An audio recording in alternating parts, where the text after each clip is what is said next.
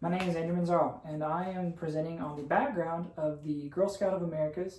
For like I said, my part of the presentation was to primarily focus on the history or the origins, background of the organization we're talking about.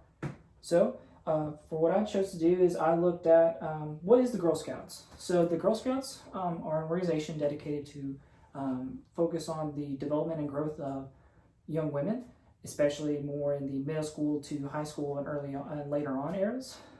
It teaches them not only like basic survival skills initially, how it started out. It also focused on areas involving, you know, focus on outdoor experience, and it also focused on just basic cooking materials, cooking, sewing, like basic kind of consumer science areas as well.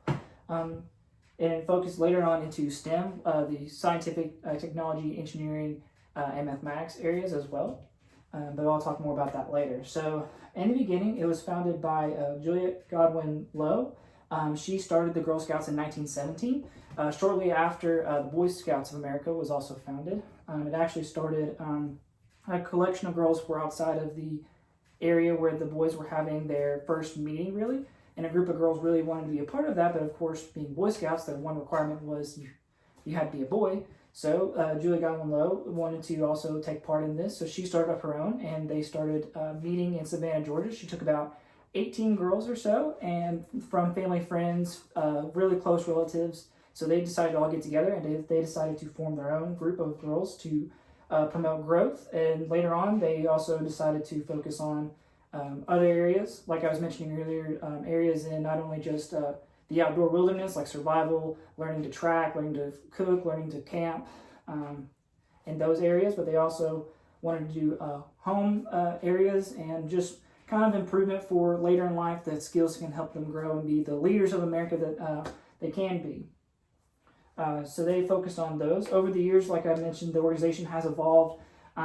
They are most known for their Girl Scout cookies, which we'll mention more of what kind of Girl Scout cookies they have and all that. But it started out just as kind of to raise funds for their organization to help launch them further and kind of help them grow.